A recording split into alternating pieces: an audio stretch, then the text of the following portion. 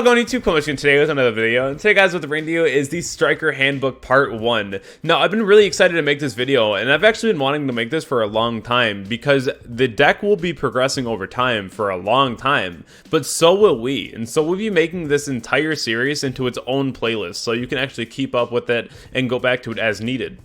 I really like this type of video though because today, unlike the other videos, we're going to go way in depth into this deck. Now, we've covered minuscule interactions, really important interactions that you should know, but today we're going into very important technical lines of play with Striker that I use every single time that I play the deck. These are things that I'm constantly thinking of and just really important ways that you should consider starting to play the deck because I've heard of a lot of people having hiccups when they're playing, but hopefully this actually does help you and to try to preventing those issues. So I really do hope that you enjoy this video. I put a lot of effort and time into just trying to think about the most important ways that I've been able to counter metas and ways that I've been able to predict if my opponent had a hand trap or not and play around it. So today we're going to be covering all that and more. So without further ado, let's hop right into that. But first, if you have not gotten a playmat already, definitely go over to the Imperium Duelist website. Use code GGYGO10 for a small discount. I do appreciate everyone who's actually went out and got the mat as well. I do apologize. There's been a couple days hold on the mat because the zoning got a little messed up. It's being currently fixed right now and should be shipped out by the end of the week. But the mat will be here nonetheless very soon. Very excited to have my own as well because the mat is just so beautiful. But without further ado, let's hop right into my very first thing that I want to talk about when it comes to Striker. And this is just really important and you gotta know this. And that's you have to act like you don't have engage when you open engage. So what's really cool about this is that you can draw out a lot, and I mean a lot, of negation out of your opponent. So let's say that you're going first, right? And you opened like Hornet Drone for your summon of a Link, and then you ended up going to end phase and try to use Shizuku's effect. So what's nice about this is that you can use Hornet Drone, go Kagari, and try to add it back. And then if they like stop you there, that's one interaction gone. And then you go into like your Shizuku, right? And then you try to use Shizuku and they go Imperm or Veiler because they don't want you to get to engage. If you already have like an anchor or like another hand trap or something that you can go ahead and prevent your opponent from killing you that turn, this is a really smart play because not only do you keep your engage for rebuttal, but you also have the ability to just eat your opponent's hand up because like they won't have as much interruption for you in the follow-up turn. So that makes the double engage play a lot more live than it would be, especially if they were just holding on to the Imperm in like a Veiler, for example, right? And this goes the same if you're going second, right? If you're going second into a board and you don't need the engage, going into Hayate and attacking seems a lot better to Imperm than going after, say, like your Kagari afterward, because at that point they're like, what are you realistically going to be adding, right?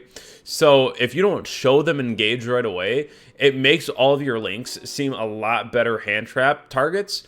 So like if you already get slammed with like a Veiler in the end of main phase on your Shizuku because they don't want you to add engage, and then you just slap engage right away, it's insane, right? Because at that point you're just playing ahead of your opponent. You're already up in card advantage. You have the ability to just snowball a lot better, to be honest. Especially when you're going second though, because if you have that Hayate and then they stop it, and then you go into your Shizuku and they stop it, that's just really powerful because on the follow-up play, again, you just have that engage ready to go. And that's something that is just way more valuable than anything the deck could offer. Especially because then it becomes a lot more valuable when you know what your opponent's playing going into turn 3, because then your engage can search out the correct thing, where you might have searched like an anchor, you found out you're playing against some control-ish deck, and so now you're just grabbing burner, right? So that's where I really like it a lot. And you also like, you don't show them that you have that, right? Like that card in your hand is still like rather unknown. So I think that's really important moving forward to just kind of think about is, do you really need to use your engage right now? And if you don't, maybe you just really use that opportunity to try to bait out as many hand traps as possible, because at that point, if they don't have that many cards left in hand, you have one interruption and they can't play through that interruption, you're in a really good spot. Moving on into the next point here though, is you really shouldn't greed engage either. And I've seen this a lot. So let's say you have like drone and duster and grave, right? And then you have the opportunity to like, you have a link on the board and you have booster in your hand, for example, right? And then you have your monster on the board and then you like booster your monster just to activate engage behind it to get the draw. I don't really think that's ever correct. I don't think that's ever the proper way to do things or to sequence, because then you're just losing card advantage to try to gain card advantage, and it just doesn't make sense. Because especially something like booster, right? Like it's so important to have, and it just is not the greatest just to see it get thrown away. And we see this happen a lot. I've had it happen against me a ton in like mirror matches too. And it's just something that I want to employ you to just kind of stop and think about it before you do that, because you can just use engage as the third spell, right? Because like let's say your reasoning is that you have like an anchor in hand and you want to use your booster, so you get like the draw off engage, but more importantly you get like your anchor to be alive too. In my head I'm like, okay, we can use engage here and then get like roll. And then you have the third spell engrave, which is engage, and then you also just have roll anchor at that point, and the anchor's live. And so I think that's a lot better than just saying like, oh, I have to get the draw. I need to get a draw.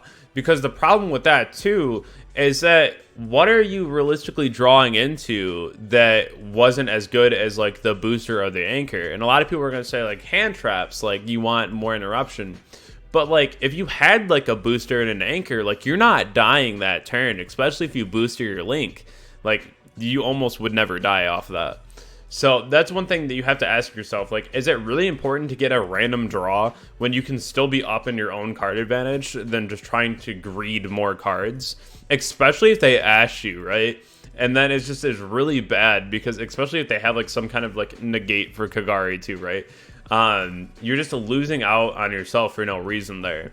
And a lot of people, like even me, you'll see in like a mirror match, if somebody activates engage and then they don't draw, and I know they're not going to draw, and then they have the ability to get it back, a lot of times I'll wait till they get it back and they can draw, and I'll ash it then, so it hurts a lot more. And that's one thing that you have to think about when you're in the mirror match, is how do you get the most value out of your cards? And if the first engage isn't drawing and the second one will, you just save it for the second one. Especially because the first one's probably just adding Ray anyway. So it's really important to just kind of think about these things when you're playing the deck, especially the greed part. I know a lot of people that tell me like, yeah, you know, I've been losing on greed. It happens. Now, there's some times in the game where you really need to greed, right? Like you have no cards left. This is just like, if they hit your engage, you're gonna lose anyways, right? So you just go for it. And so that's okay. Like that does happen. But in a normal game state where like you're literally purposely throwing cards in the graveyard just to get a draw, you just need to stop doing that. And so that's one thing that you'll see a lot of people do. But just try that out in the next couple games that you play and let me know, because I feel like it's going to help you out a ton. Because, like, again, you can just make the engage the third spell. You don't need it to be the draw. All you need to do is hit the spell count and get the anchor. Like, that's the biggest part of the whole game, right? So for me, that's just a really important tip that I've just had to learn the hard way a long time ago. And it's really been able to help me out a lot moving forward. The next thing is don't commit heavy back row. This one thing that I see people get blown out all the time for. And it's just like when you set all and then you're in game 2 or 3 and then they go Duster, Storm, Evenly. Like all these cards are in everyone's side deck right now. And this is something where even a lot of people are main decking Duster. And if you are setting everything, right? Like it's going to put you in a really rough position when you have nothing to rebuttal with, right? Because you need something to make your top deck live at that point, right? So like if I ever have an Imperm and an Anchor, I'll set the Imperm and I'll hold the Anchor because it's a lot more versatile for me. So like if I top deck like a Ray, right? Then I'm playing the game with Ray Anchor, which is a lot to play with. So that's something where if you set all 5 and you could have held like an anchor and you already have like a chalice down or like an imperm down, you didn't need to set the anchor as well, because most decks can't play through 2 interruptions. So you have to keep that in mind as well. Is like, if you have a hand trap and you have a set card like a chalice or something, a lot of times you're just not dying, because especially with Ray Effect and going to Kinda as well, like this is another thing that you just won't need to try to like stop your opponent's entire board, because like if you're still holding like burn or anchor, right, like if they just nuked your back row, you just lost so much. But like if you held like 2, then you have an amazing playback in your opponent and you're still not down. Like if they hit you off like 2 cards, fine, whatever, like you still have ways to play, especially if you have a hand trap or 2. There are times where like you can just overcommit if you're already like in the driver's seat super hard and there's not a lot that your opponent has regardless. But the most you'll ever see me commit to a board is maybe like multi-roll shark anchor or like multi-roll shark imperm. If it's against Prank Kid and they have Meow Mew, it's definitely going to be the Widow Anchor, but like that's a specific scenario, right? So that's one thing that you really have to be mindful of, is that, hey, you have to assume that your opponent just has the blowout, and if they do, you just auto lost the game, because there's a lot of times where like they'll blow out your back row, but they can't kill you. So like, why just have the risk of losing everything when you can set 1 or 2 and just hold the rest? And that's one thing that'll bring you a very long way in the game. So this is another thing too, where try it out, let me know. I think that it will really help your gameplay a lot though when it comes to Striker, because this is just a really important tip that you gotta know.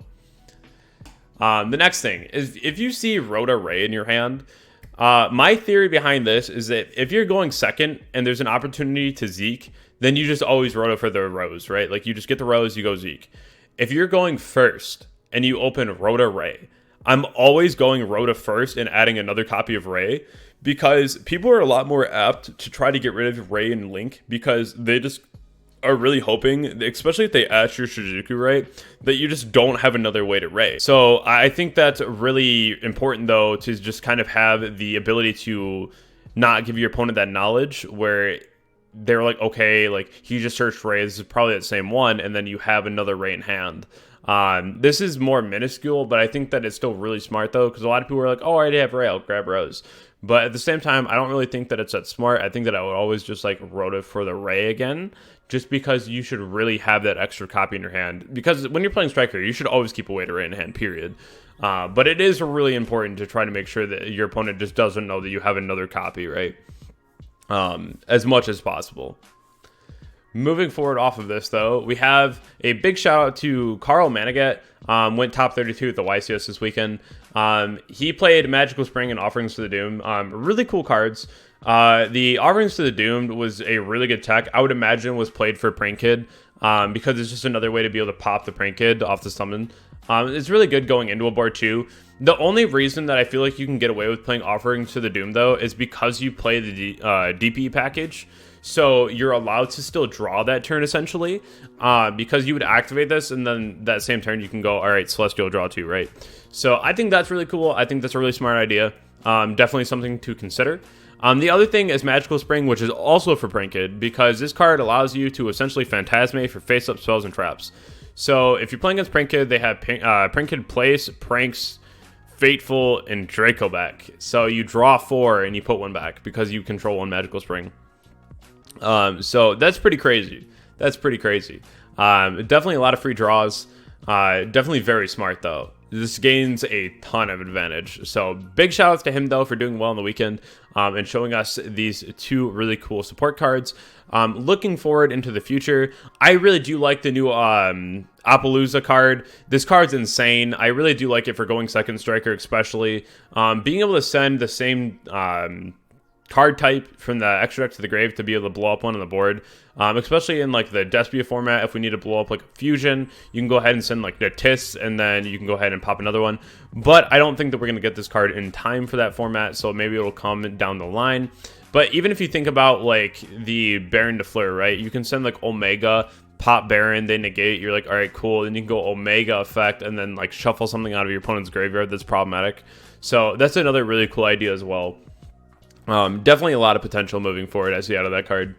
The other thing though that I want to go into here is that So there is a really cool line of thought when it comes to Striker. Now, this is a big shout out to Simon He. This is probably one of the coolest interactions I've seen and heard. And this is something where if you play Striker, that you should know this. Essentially, if you open up Rhoda, Terraforming, and Engage, how would you use these 3 cards? This was something that I heard a while ago, and it honestly blew my mind a little bit. And it might seem simple, but it's something that it makes a lot of sense. So, like, imagine you just had these 3 cards in your hand, right? And then you are like, okay, which one do I use first? How do I go about this play? The line of thought is that you would set Rhoda and you would set Engage and then activate Terraforming. So that's just huge brain alone, because at that point, it's showing your opponent and telegraphing to them that your only playable card is Terraforming. So either you're trying to Mystic Mine them, or you're going for Area 0 and trying to play the game, right? And that's really cool, because this is something that would really prompt a negate, especially if they think that your face downs aren't real. So that's something that is really cool too, because it just gives you a lot of opportunity here to really be able to push for like a lot of advantage, honestly, through negation. And it's especially if they have a monster on their board and you activate Terraforming, they literally are forced at that point to negate Terraforming because they don't want to get mined, right? So this is just a really cool line of thought that was in Striker quite a while ago. And I just wanted to share that with you if you haven't heard that before, because I think that's another thing that goes beyond just deck building and just, you know, technical play. It's really thinking about just like how you use your cards in like what order and like sequencing, and it's just a really important tip to know. So without further ado too, I do want to show off a quick replay that I have versus Altergeist to show off some critical thinking when it comes to playing this deck. Alright, now that we're back with the replay here, I think that it's really cool to be able to go over these, because especially this one alone, there's so many different thought processes that went on during this game that I'm very excited to share this with you. So we are playing against the Geist deck, and this is game 2. My opening hand, Mystic Mine, Small World, the Water Enchantress, Ash, and Dracoback. So this is something where I was trying to think about it in my head, just like, okay, like I have this, we open this, we have the Small World, we can get rid of Ash, and we can get to Ray. Not a crazy hand, but this will bait the Ash, so at least we'll get Ray. So, okay, this is what we're going to do. We're going to go ahead and activate the Water Enchantress. He's going to Ash. That's fine. I'll go Small World here. And we're going to go ahead and do Small World for Ash, the Water Enchantress, into Ray. 3, 3, 15, 15. And then from here, you'll see me put them back on the board for a second too. He was just really confused about like my line. And then you couldn't put him face down unless you activate Small World. But beyond the point. So we have Ray now, and we have Ray, Dracoback, Mystic Mine. Really not an optimal setup here at all, especially against Geist when they're going to have 5 cards. This is going to be kind of tough. So we're going to go Shizuku, and we're just going to go ahead and add Engage here because that's the best thing that we could possibly have, right? There's always the line of thought too where if you add like a burner too early and they have things like spoofing, like you just have to really be careful. So overall, of course, we're just going to add the Engage here just for the most generic use. Plus, I always feel a lot better when they use like an Ash, right? Because then it lowers the chances there's actually still an Ash in their hand. So he's going to go ahead and use Marionetter. He's going to go ahead and set Protocol, setting 2, and passing. So we draw the multi-roll. This is something that's really important here because I'm pretty sure the best line of play to make sure that we don't get ashed at this point is to just activate multi-roll and send mine, because mine isn't really doing anything here. So I think that's exactly what we're going to do. Go ahead and send the mine to the graveyard, and I'm going to activate this Dracoback. Now, as I said earlier, you should never greed Engage unless you really need to. And this is one of those situations where I really needed to, right? Like, there's not a whole lot going on. I'm already under multi-roll, so I know it's going to resolve. I need card advantage because if you look at my opponent right now, he's really up in it. So this is something where we have to make sure that we do gain some card advantage. The Dracoback can't equip to any monster. It just gains the effect if it's equipped to a non-effect monster. The line of thought here was I could either activate Engage and then add like Hornet Drone, do Hornet Drone, and then Dracoback bounce a card. And then we could go ahead and go into like Zeke and threaten the Marionetter. And that was like a really cool line of thought that we had, but at the same time, I just felt like it just wasn't optimal enough. I didn't know what the other back rows were, and it could just be really bad had he had like a strike or something, right? So we just needed to make sure that we stayed ahead of this so we didn't just like auto lose to something like that. So we're gonna go ahead here and send that Draco back with the Shizuku, go into Hayate here. He's gonna say that's okay. Go ahead and rip the Engage, and this is where I'm thinking, right? I'm like, okay, I think that we just grabbed the burner. He could have spoofing here, which would be kind of unfortunate, but at the same time, we just have to really be able to know when to use the burner. And if we add burner here and he has spoofing, it's going to prompt the spoofing right away because he already can't respond to my spell cards. So this is going to lead to him just being on the hot seat, having to reveal a lot of information. And I think that's really important for us here. So we're going to go ahead here and add the burner. We're going to draw. That's a pretty crazy draw when it comes to the spoofing, right? It's pretty nuts. So I actually misinterpreted this here. I thought that he had like went to go flip it and then was just like using it on the activation. Or like not on activation, but like while it was face up. Then I like ogred, but it's fine. It's all good. So then he summons the Multi-Faker. And then when the Multi-Faker activates here, I was like, all right, this is definitely just fine. We go ahead and we hit it with the Ghost Ogre to try to make Silk not as live. Then he flips another spoofing, and I was like, okay, you know, like, gotcha. And so this is where he has the Muleseek on board, right? So I'm like, okay. I can go into, like, Zeke here, and I can banish the Muleseek so he doesn't get a search. And I make this game a lot less rough on me. And then I'm thinking, like, okay, this could also be pretty bad, though, if his back row is Protocol. Now, at this point, I was talking to a lot of people on stream, and I had people in my open call, and I kind of forgot about Protocol. And so this is me just kind of having, like, a raw thought process with an unknown, right? And just knowing what the deck is and knowing what it can do, I was like, that's probably Protocol. And I was like, I can't go for Zeke because that would just be really unfortunate here. And clearing the Protocol and not allowing him to have another trap card activate for Multi-Faker is probably the best line of play here. So I do go ahead here and then rip the Afterburner. And it doesn't really matter that he gets a search here because he already has, like, his whole hand outside of one card right now is known. So we're pretty set. I'm pretty sure his hand right now is like Mary, Muleseek, and Multi-Faker. And then we don't know the last card. So not so bad. And so we're going to go ahead here and get the Kagari effect. And we're going to add back the Engage. Knowing most of the hand definitely helps out a lot here. Because at that point, we don't really have to worry about too much. We have Engage. The thing that we're trying to add here, it really does vary. Because he does have the spoofings, which is really tough on anchors for sure. So even here, like, I had to think for a long time before I went ahead and added. But as you can see here, I do end up going for that Hornet Drone. And so I'll take you a minute to think on what I'm possibly doing here, because it's really important that we go this line instead of like anchors or anything. So essentially what I was doing was I'm going to end up going and drawing Ray anyways, because, you know, I'm cracked. But so going to Anaconda, and then we're going to summon the DPE here, because this is a really good way to start clearing these to make my anchors more live finally. And even though he has one still, this doesn't target, so it's not going to be as bad on us. So he's going to go ahead here and go shuffle away that Muleseek, add another Marionetter. Marionetter effect here, set the Protocol, and then he's going to go ahead and use Marionetter effect to try and Reborn. And then I just chain the DPE because he needs to be able to send it to Reborn.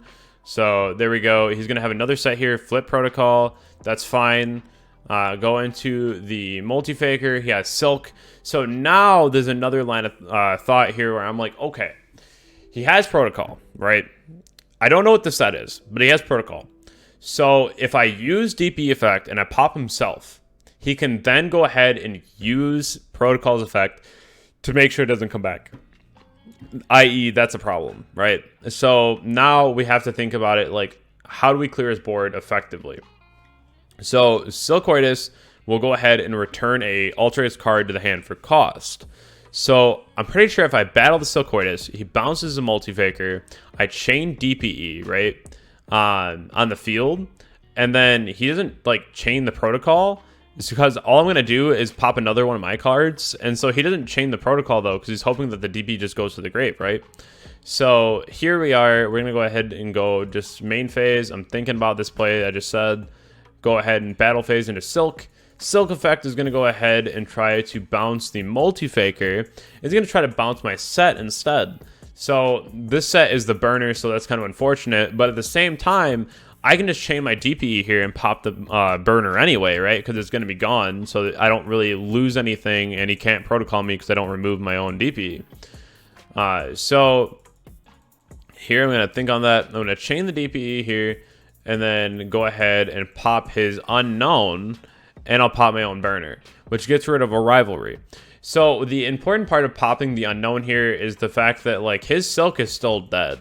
Like, he gets his protocol back, which is fine, but he loses his monster. We know everything that's in his hand outside of one card, and we're still in the driver's seat here. Because now, since we did all that first, I didn't want to normal summon Ray, because I knew about the protocol, I knew about, like, the Silcoitus. Like, there was a lot of things that could have happened here that would have made my Ray completely dead. Just going battle phase instead was really smart here, though, because it just saved me a lot of headache trying to deal with, like, where to chain where. But now that I have Ray, I can go ahead freely on main phase 2 and just go Kagari and add back Engage. And immediately we're going to be way up in card advantage because we know everything that's in his hand, again, outside of one card. And so here we're going to see a concession. So that's one thing too, where your lines of thought are so important when you're playing this deck because it can go a million different ways.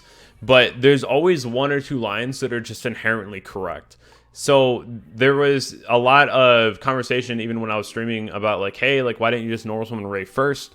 Or, hey, this game isn't looking too great for you. But like still, even if you're in like the hot seat and you really need to do something to win, you have to keep that in the back of your head. Like, man, I still have advantage. I still have cards. I still have DPE. Like, there's still ways to play the game, right? So that's one thing where even in a intense matchup like that, where Geist alone having things like Secret Village and whatnot is just like a really big issue, right? Builds like mine, especially now, play around that because I play the Water Enchantress, who is a spellcaster. I play the Souls, who is a spellcaster. We have the Charmers, which are spellcasters. We can make Anaconda, which plays around that. So there's a lot of different things that really do help out. Let's hop on over to my deck list and talk about exactly what I'm playing now. So this is my list, and I'm very happy with it right now. I know this looks like a lot, but this is just essentially what every deck in the game is doing right now, and it makes a lot of sense, especially for Striker, and here's why. So when you're playing Striker, the biggest issue in the deck is always just, man, I did not see Ray. Like, that sucks, you know? Like, hearing that is just the worst thing, because there's so many matches that I just straight up lose sometimes because I just don't see Ray. So this is another line of thought for the deck. Small World is being able to be bridged into Ray by almost any card in the deck, which is pretty crazy. So the other thing too is that, like, if you don't see your Striker engine, right, you're still seeing your Brave engine or you're seeing Souls. So what's cool about that too is, like, let's say you open like a hand trap in like Souls, that's still free draws and an Anaconda.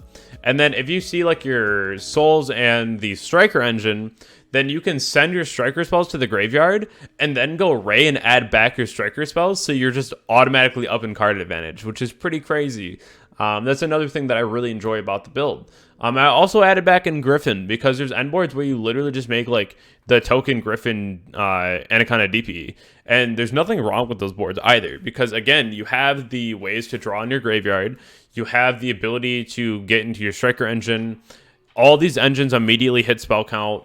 You're playing the additional rows as well. You're playing a ton of hand traps. So like the ratios that you open per game are usually like 1 to 2 hand traps. You'll see like one of your engines at least, and then maybe some utility cards, which is pretty crazy.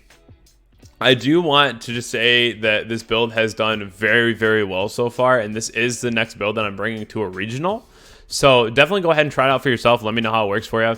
The build itself is nasty. Like, it has been very, very good lately. You also main deck the 1 copy of Mystic Mine, of course. You know, it's just an option in the deck. Something that you can just go into for free. But I do really like the list so far. It's worked out very well. I don't think that this is necessary. Like, you don't have to do this to win or, like, play the deck well. But this is just something that was another line of thought, and I've been having a lot of fun with it. So, definitely something to try out for all of you.